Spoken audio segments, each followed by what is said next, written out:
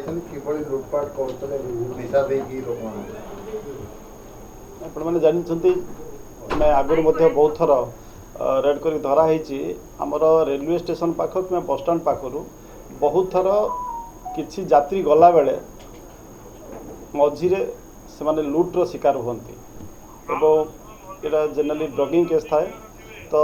सेमती गोटे इनफर्मेशन मिलला राति 3टा बेले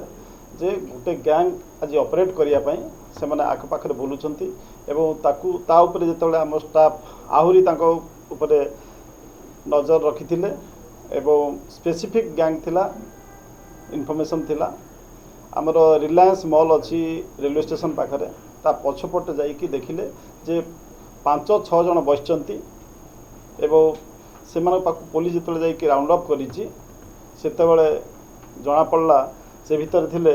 लंडा आलियास अशोक बेहेरा जार घर गंजाम एवं सी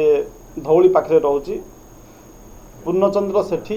ताकू सान लंडा बोली कहुए तार घर नयागढ़ सुशांत राउत तार घर मध्य नयागढ़ अच्छी आउ जड़े स्त्री लोक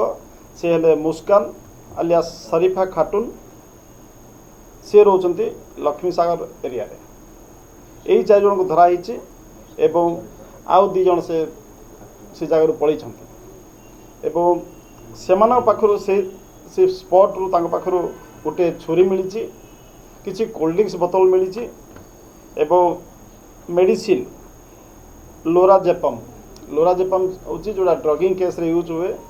जमती कि यात्री मानू नहीं गला बेले से माने यात्री को कहे जे निद हो तेणु टे चा कि कोल्ड ड्रिंक्स पीवा से बहाना यात्री हाँ करती एवं से से कोल्ड ड्रिंक्स दुकान को जाकि कोल्ड ड्रिंक्स आणती यात्री आणती और निज आणती तापर यात्री से ड्रग रो एफेक्ट रे जिते चेताशून्य हो जाए से अन्य साथी मैंने आसती और सब सर्वस्व लुटि नहीं जाते यहाँ है टेक्निक तो से क्रम आम एम को जो कन्फर्म हेलु जे पाखर टैबलेट मिलला ड्रग टैबलेट मिलला आम कन्फर्म हेलु जे दल कर मानिले जे कहीं तुम जो पाखे अच्छ बोली पचारा से दोष को स्वीकार कर परिप्रेक्षी कहूँ चाहे जे लंडा आलियास अशोक बेहेरा तांको विरोध में आज पर्यंत 12टी केस जो वेरिफिकेशन करागला तांको विरोध में 12टी केस अच्छी एवं से 12टी केस मध्यरु आपण मैंने जानते 2018 गोटे सिजुआर फायरिंग होता से केस ट्रायल चली ट्रायल स्टेज अच्छा से बाहर लुचिकी रोते सेकेंड पूर्ण सेठी से जटणी रे गोटे फायरिंग केस करिकी स्नाचिंग करिसंती एवं तार विरोध में 7टी केस मिली एवं सुशांत राउत जहाँ जटिया बोली कहुए से एगेन्स्ट 10टी केस अच्छी एवं रिसेंटली जो आम वेरिफिकेशन कलु रिसेंटली ये ड्रगिंग केस सी हूँ मास्टर माइंड सी आ मुस्कान ये 2 जन mastermind Sushant Raut recently Visakhapatnam jail रु मासे ही रिलीज यही ड्रगिंग केस से थिला एवं मुस्कान ता विरोध में 8टी केस मिलला तो एमान यही 4 जन मुस्कान सुशांत राउत पूर्णचंद्र सेठी एवं लंडा आलियास अशोक बेहेरा यही 4 जन को आम गिरफ्त करिचु एवं यामान सहित आउ जो माने थिले जना पड़े गैंग टीम लीडर माने टीम लीडर थे सहित आहरी अन्य लोक अच्छा से धरिया आम प्रयास जारी रखीचु एवं आम टीम से कारण ये आगामी पार्वण ऋतु को देखिकी निश्चित भाव में सक्रिय होती प्लान करुले रेलवे स्टेशन रे तो पार्वण ऋतु को देखिकी आम टीम को ऑलरेडी डिप्लॉय कर सारी जमीक कि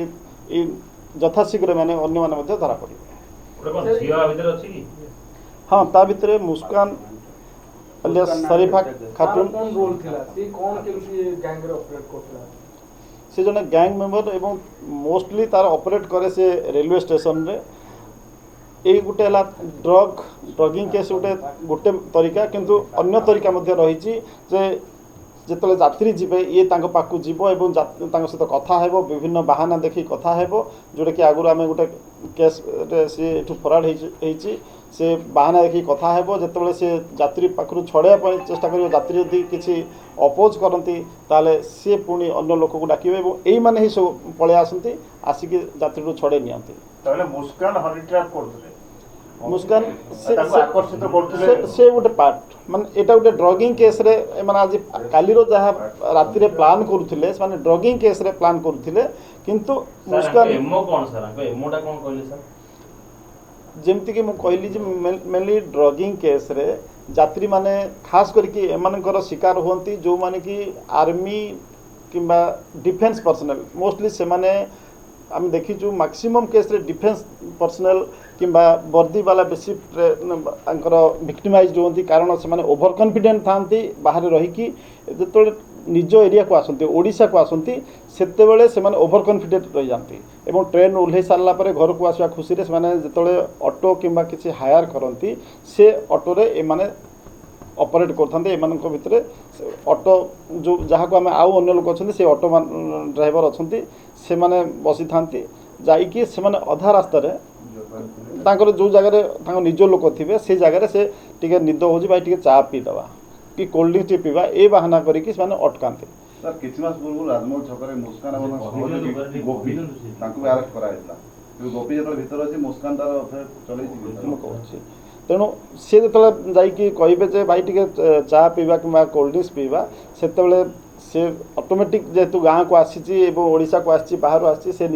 ସେତେବେଳେ ସେ ଠିକ୍ ଅଛି ପିଇବା। ତ ସେ କର୍ସି ସେକ୍ରେ